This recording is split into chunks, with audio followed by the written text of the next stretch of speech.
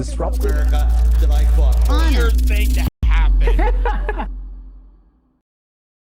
Hello, one and all. Welcome to this edition of Kitz Corner. It's been a fantastic day so far. So it's official, folks. The United States House just passed a $95 billion foreign war bills. Woo! Yeah! America! Fuck yeah! Weapons, bombs, and apple pie. They did it, folks. They did it. So, a measure authorizing $61 billion for Ukraine was opposed by a slim majority of Republicans.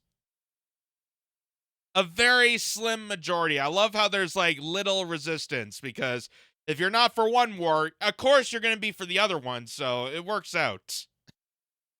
At least not for you.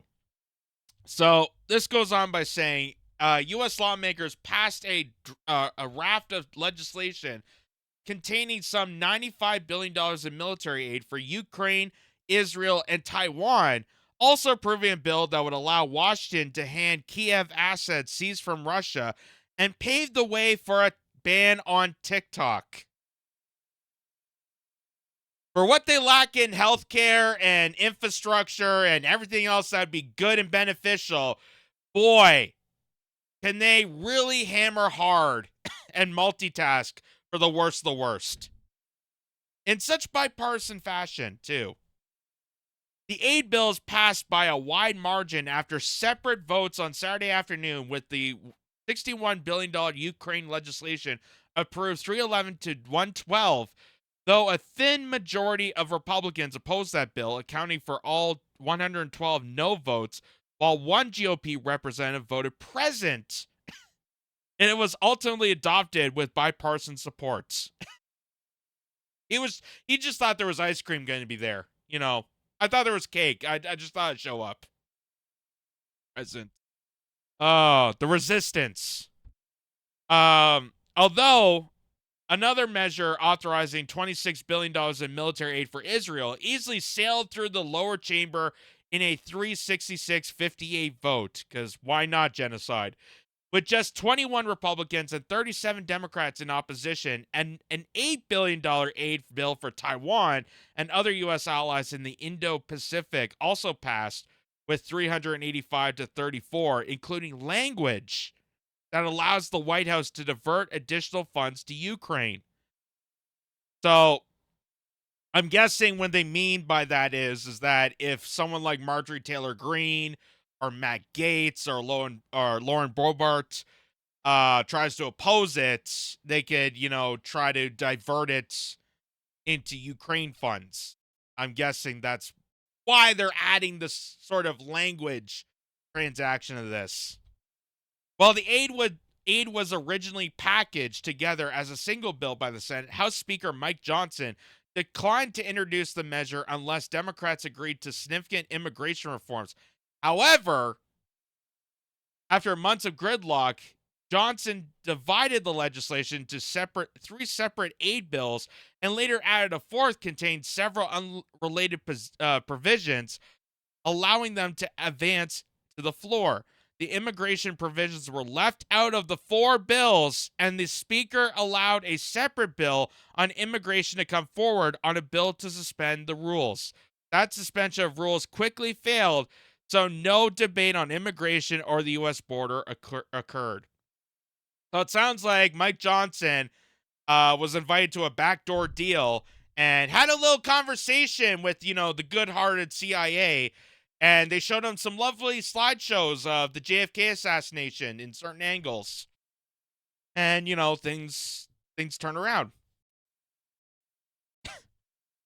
I wonder what kind of dirt Mike Johnson has that he's trying to cover up for. What kind of kiddie porn he has. I don't know. The latter bill would also pass overwhelmingly in a 360-58 vote, dubbed the 21st Century Peace Through Strength Act. The law will allow the White House to bring new sanctions on Russia and Iran, as well as a ban on the Chinese-owned video-sharing platform TikTok, unless its parent company ByteDance divests its foreign ownership stakes. The same bill also authorizes the transfer of frozen Russian assets to Kiev after Washington opted to seize Moscow's U.S.-based funds in response to the 2022 invasion of Ukraine.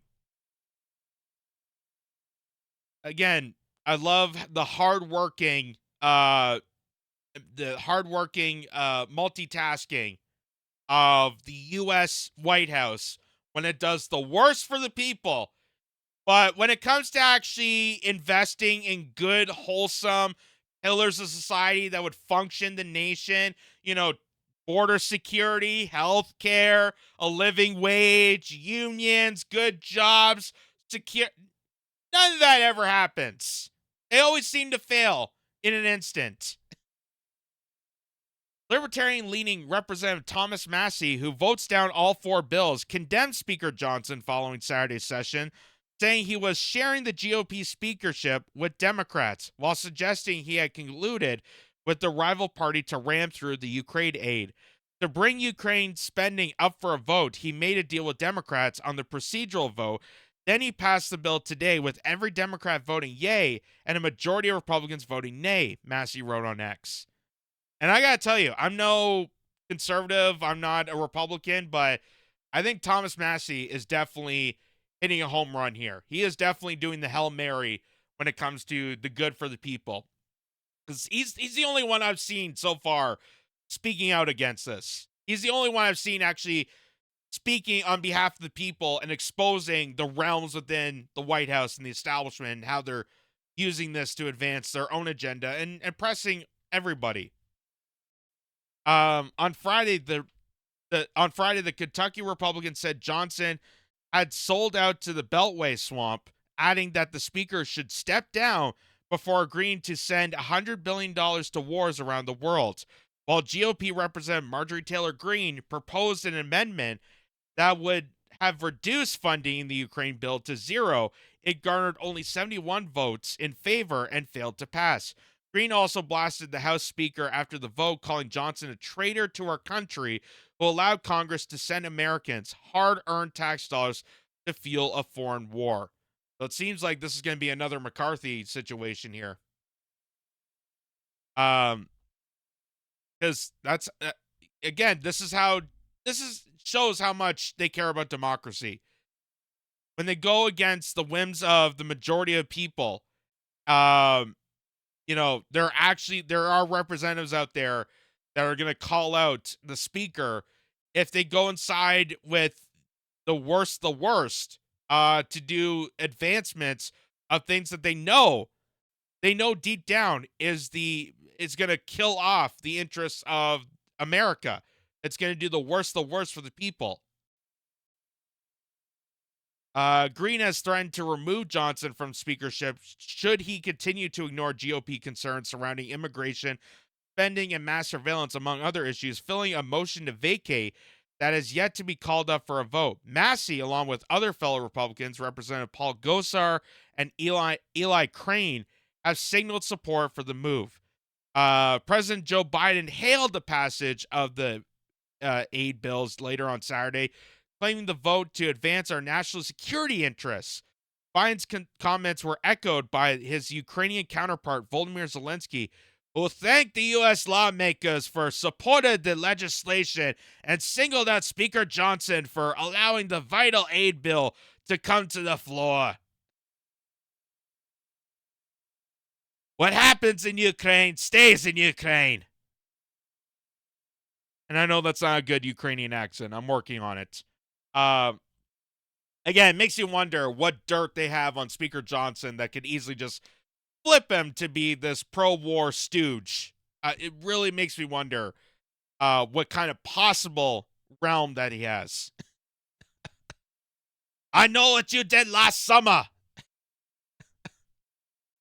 So, this guy points it out perfectly.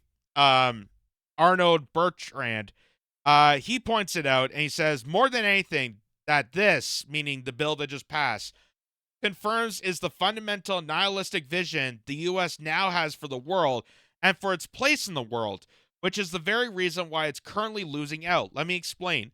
To sum up, what we have here is the United States funding 2 active wars which are already wiped out an entire generation of military-age males, and another one which has turned into a genocide, with most victims being women and children. And in both wars, not only is the United States making no genuine attempt to end them, except which is the same, saying that they can only end with total capitulation of the other side, as this aid package proves, it's fueling the fire, laying the groundwork for a third war in Taiwan by inundating an island that officially recognizes as a part of China and officially say they don't want to support independence with weapons against China, and banning a social media platform that they believe is making young Americans question the wisdom of our country's warlike nature. That is one of the big things that involves the why TikTok has become the highlight of why we need to ban the social media platform. Because if we look at, what they are saying when it comes to foreign meddling in social media platforms, then every single social media platform in existence would be held contempt based off of foreign meddling. Because we know that Facebook has deals with the Israeli government and Israeli intelligence. We know that for a long time, Twitter, before Elon Musk took over, Twitter got itself involved with the Saudi Arabian government. We know that certain applications like Google and YouTube have sided with foreign governments to create AI advancements. So to say that TikTok is being influenced by a foreign country like China is redundant, because of every single social media platform and every single website, being the World Wide Web, is going to capitulate to other foreign markets. And he says, in short, war, and pro-war censorship. That's the vision that transpires from this. And that is exactly the point that they're trying to point out, is this bill that they're trying to purposely put it all together is just showing an empire at its dire straits, that they're trying to extend militarily, that they're trying to occupy as much territory as possible and ban people that are witnessing it and capitulating to it and questioning it with the means of social media censorship. That is how an empire collapses. That is how the Roman Empire collapsed, when they extended militarily, and then they told people inside Rome that they couldn't criticize their actions of their empire. So, but at least they have some cheerleaders to this. Here's Lindsey Graham, for example, as Michael Tracy points out. Lindsey Graham confirms that what we should now be obvious for all to see. The Ukraine funding bill would not have passed without Donald Trump. Trump just pulled one of the biggest scams in American political history, but his personality cult followers are still in denial about it.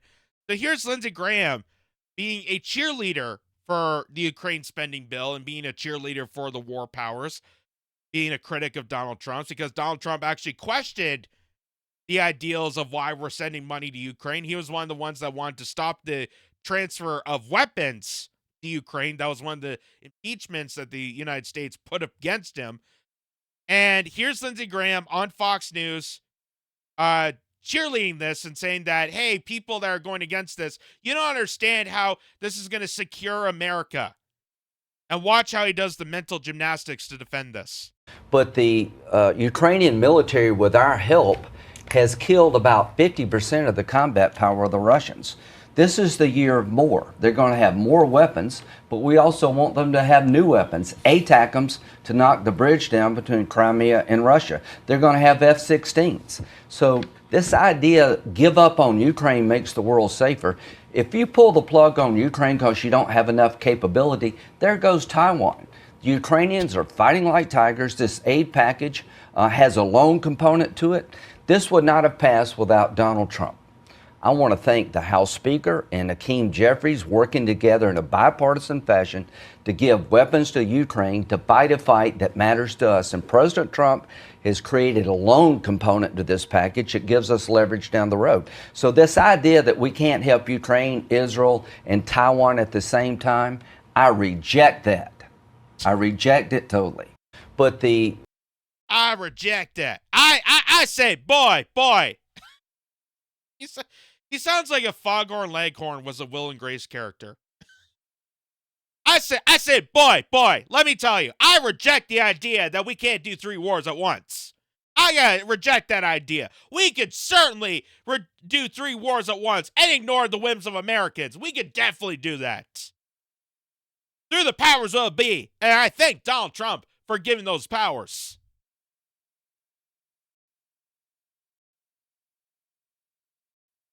Again, it just shows the capitulation of the war machine and how politicians cheerlead this and are such, ever present when it comes to funneling for endless warfare and mass murder. But we can't even fix bridges within America. They're talking about, how we need to stop the bridge work from Russia getting to Kiev and how we need to build allyship around the world. And yet we have bridges falling apart in America that can't even connect cities. We have traffic problems in the United States because of the roads collapsing within each other. How about we fix about that allyship and focus on those bridges? Just say, instead of killing almost the entire population of Ukraine, where I don't know what the current update is, but the average age for a Ukrainian fighting in this war is now up to, I think it was 50 years of age. That's the average age now because they wiped out an entire generation of soldiers. They wiped out so many people under the age of 50 that now they have to get their elders to come out of the shadows, come out of their retirement to advance this warfare that nobody wanted in the first place. So here's Rand Paul. Rand Paul is at least a defendant when it comes to not having the advancements of the war machine and speaks highly against this regime change wars. He states that Ukrainian flags fly in the chamber of the U.S. Senate, the U.S. House of Representatives as they vote to send more of your hard-earned money to a corrupted foreign regime. And just like that, they shout, Ukraine, Ukraine, while happily working to secure Ukraine's borders and not ours. And you want to see this? Look at that. Those are representatives, folks. Those are representatives. They're cheering for Ukraine, cheering for a corrupted nation that they know is a corrupt nation because publications investigate way before Russia even invaded. They know how corrupted it is. They know that there's a neo-Nazi retaliation, and they advanced it. They went along with it because it was their objective to go after Russia. It was their objective to create a Cold War catastrophe. They just need Ukrainians to be the cannon fodder to fight against Russia because, as Adam Schiff pointed out in Congress, the whole purpose is that they fight Russia over there so we don't have to fight Russia over here. We don't want to do the dirty work. So let's just get another country, tell them to fight Russia, tell them and brainwash them that Russia is the cause of their problems, and put a puppet of NATO to advance them into warfare and wipe out a massive casualty of their population.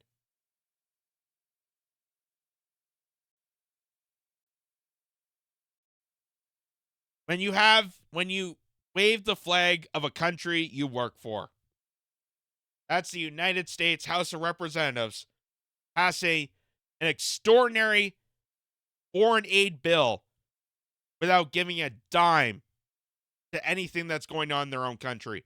These are people that you elect into office that think that they have their best interest in you, selling you out, taking all your hard-earned dollars, taking all that reserve of the nation, bleeding out the country dry to send overseas, and saying that it's for your own good. That if we don't protect Ukraine, it's somehow going to transcend into Taiwan, it's going to transcend to Israel, and it's going to transcend into your backyard. As if, stopping Russia in Ukraine is going to result in Russia invading, Fort Myers, Florida. I don't know how that's possible, but that's what they want you to believe. But really what's deep down is that this is promoting the war machine for 20 plus years that we advance warfare. As Julian Assange points out, and I wish I had the clip on me. Julian Assange reminds us the whole point of this is not conflict resolution. It's not to end these wars. It's not for safety or security. It has nothing to do with anybody except for the fact that we manufacture these wars so we have continuous warfare so that profiteers can make the most bang for their buck while you bleed in horror. While we have death and disparity on the streets, they rush to the bank laughing. That's the only reason we ever do this.